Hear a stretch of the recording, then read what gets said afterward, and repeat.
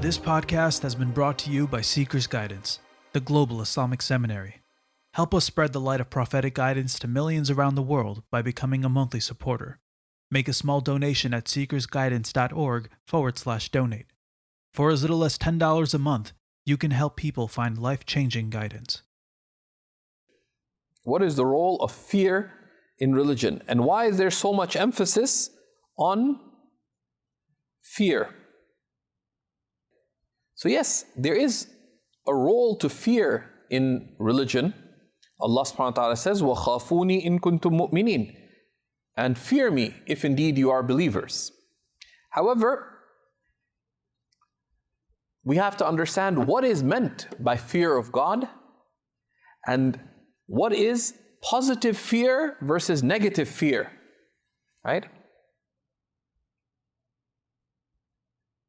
There is a negative fear, right, which is that which is going to harm you or that which you dislike. So that negative fear causes you to run away from what you fear. And in that sense, Allah is not the object of our fear. Right? We do not dislike God and we don't run away from God.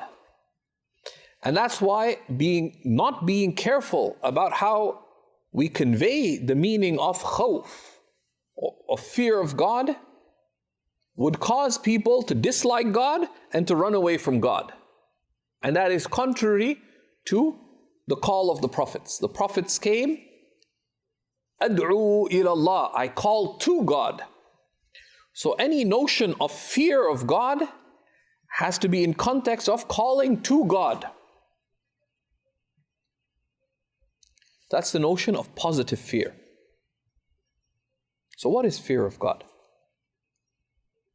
To understand fear of God, first we have to understand what is the essential relationship between the servant and their Lord, between creation and the Creator. Allah subhanahu wa ta'ala describes that وَالَّذِينَ آمَنُوا أَشَدُّ حُبًّا لِلَّهِ, and those who believe are most intense in their love of Allah. The foundational relationship between the servant and their Lord is love. As Allah subhanahu wa ta'ala says, that's the distinguishing quality of the believer in Surah Al-Baqarah. وَالَّذِينَ آمَنُوا أَشَدُّ حُبًّا لِلَّهِ, and those who believe are most intense in their love for God. That is the foundational relationship. What is love? Love is yearning and turning. Love for God is yearning for God and turning to God in the ways beloved to God.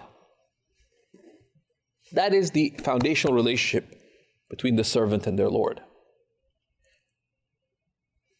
The servant is one who beholds the encompassing mercy of their caring Lord, their Rabb.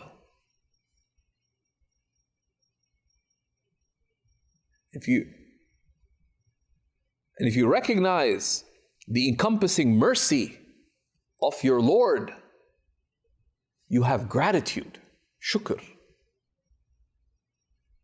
If you know the generosity and favor of God and the promise of God, you would have hope in God. And so if you know who God is, you would have love for God, gratitude to God, hope in God.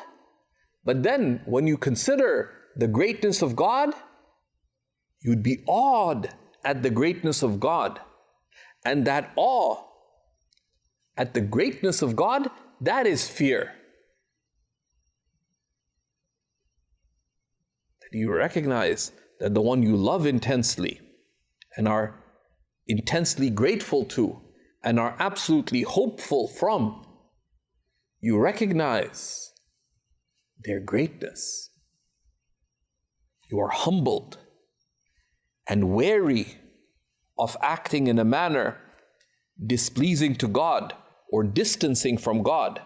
So you refrain from what is displeasing to God out of love, gratitude, and hope. Right? So the awe So the positive fear of God is awe. And you could translate, rather than fear of God, say to have awe of God. Allah subhanahu wa ta'ala tells us this in the Quran when He tells us, فَأَمَّا وَأَمَّا مَنْ خَافَ مَقَامَ رَبِّهِ وَنَهَى النَّفْسَ عَنِ الْهَوَى. And as for the one who is in awe, has khawf, literally fears, مَقَامَ رَبِّهِ, the station of their Lord, the greatness of their Lord, and forbids their self from its wayward, capricious ways, then indeed paradise is their resting place. So that is positive fear. That is positive fear. So we have to be careful how we talk about fear of God, particularly in times when there's a loss of deep attachment to God. In a secular age where there's a lack of deeply held reverence to God, unshakable faith in God, where God in the wider civilizational, societal context is the object of people's questioning, wrongfully, deludedly. So there you tell people, fear God, they'll flee from God. Whereas the call of the Prophet says, فَفِرُّوا إِلَى اللَّهِ, so flee to God. So the fear, right, is a positive fear. It's awe of Allah.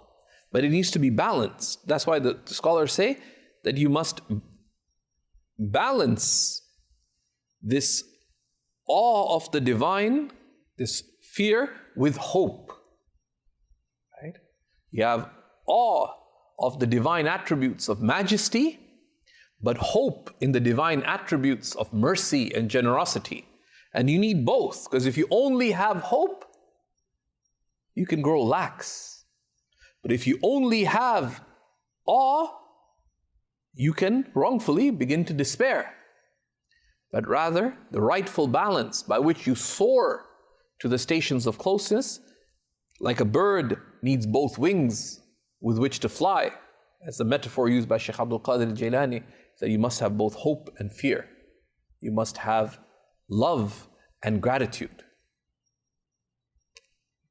And that's why cultivating knowledge of the qualities of faith, the awsaful iman, is a key to cultivating faith. How does one cultivate both fear, positive fear, awe of Allah, and hope in Allah? Reflect on the names of Allah subhanahu wa ta'ala. Study the most beautiful names of Allah. Reflect on when Allah's names are mentioned. And learn about your faith. Learn about your faith. But also take your faith and its teachings and its guidance from reliable sources. Right? Because there's many people who are just saying, just screaming and shouting fear of Allah, and they're telling people to run away from God. And that is not what the Messenger ﷺ has come with. Thank you for listening. This podcast was brought to you by Seekers Guidance, the Global Islamic Seminary. Visit SeekersGuidance.org to access reliable Islamic knowledge taught by qualified teachers. We offer a wide range of courses, podcasts, articles, and a world-class answer service.